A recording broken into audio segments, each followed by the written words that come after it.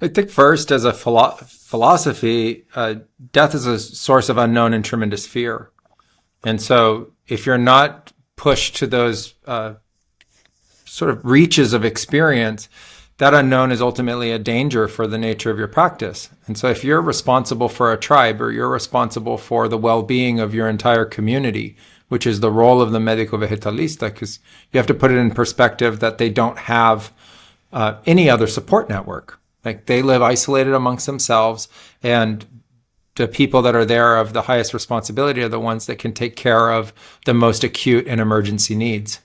And so that's the role of the maestro. And so they get pushed to that edge, and in some cases, like, truly into near-death experience and what could be seen beyond that edge. It's an odd concept, because in the West we have an idea that death is very like black and white, like you're alive and then you're dead. But they seem to think that there's this big gray zone where you're not fully dead and you're not fully alive, and you can go one way or the other, and you can spend a lot of time in that gray zone. I think that that's a fundamental aspect of understanding the nature of consciousness and understanding the nature of who we are beyond the context of the ego. And the nature of our ego just roots ourself in our self-awareness and I am. But there's a vast exploration of consciousness and connection to the other that is ultimately occluded from us, from the ego. And so I think they push that aspect of the development to get you past that nature of fear, and then also awaken an aspect of your consciousness that might be dormant or latent to that, like, ever intense presence of ego. And so that's just considered a natural part of the training process. And ultimately, the way that it is conducted, at least in the Amazon, is in an understanding of how toxic the plants are, and basically ingesting a certain amount of toxicity to a point that could cause a fundamental crisis for the body, for you. And you have to be willing and accepting of that nature to be part of the tribal societies and the way that they understand, this phenomena of life. I don't think we can take our Western concepts and apply them, because it's a foreign concept to them, what they're trying to ultimately accomplish. They don't think they're killing anybody. Like, they're saying the opposite of that. We're awakening this person to being alive. This person's only half awake. This person is going to become awakened, and we have to push them to their life, not to their death. It's like literally the flip opposite concept.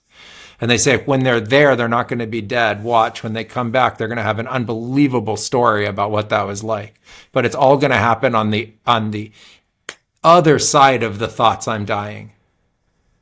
So I'll ask them, like, what happened? And they'll be like, oh, I thought I was dying. And then at some point, those thoughts shut off. And they'll say, yeah, you were still thinking. You can think you were alive. You can think you're dead. That's thinking. Did you get past thinking?